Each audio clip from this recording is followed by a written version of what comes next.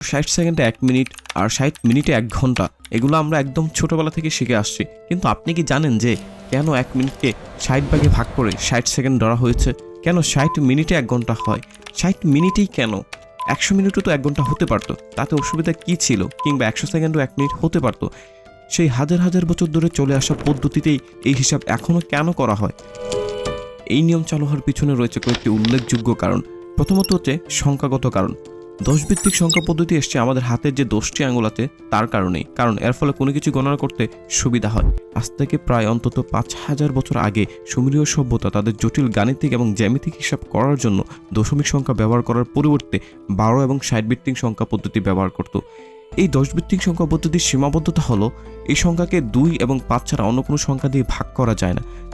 সেই তুলনায় কিন্তু দেখতে গেলে 12কে 2, 3, 4, 6 দ্বারা ভাগ করা যায় এবং 60কে 2, 3, 4, 5, 6, 10, 12, 15, 20 এবং 30 দ্বারা ভাগ করা যায়। ফলে এসব পদ্ধতিতে ভগ্নাংশের হিসাব করা অনেকটাই সহজ ছিল। আচ্ছা, বিষয়টাকে আরো একটু সহজ করে বলি।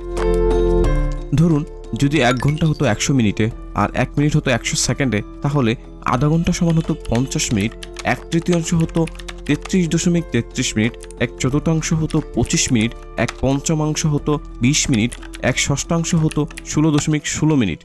এই হিসাব করতে অনেক ভগ্নাংশ আর দশমিক আসতো।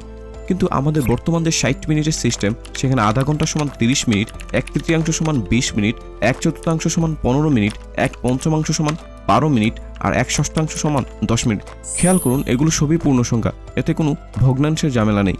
তাতেই বোঝা যাচ্ছে সময় মাপার জন্য 60 আসলেই একটা ম্যাজিক্যাল নাম্বার। এছাড়াও সুমেরীয় সভ্যতার মানুষদের পরবর্তীতে বেবিলিয়নরা তাদের হাতের বৃদ্ধাঙ্গুলি দিয়ে আর যে বাকি 4টি আঙুল আছে তার একটি আঙুল সমান 3 ধরে এক হাতে মোট 12 পর্যন্ত গণনা করতে পারত। এক হাতের 12টি সংখ্যাকে যদি অন্য হাতের 5 আঙুল দ্বারা গুণ করা হয় তাহলে সর্বোচ্চ সংখ্যা হিসেবে 60কে পাওয়া যায়।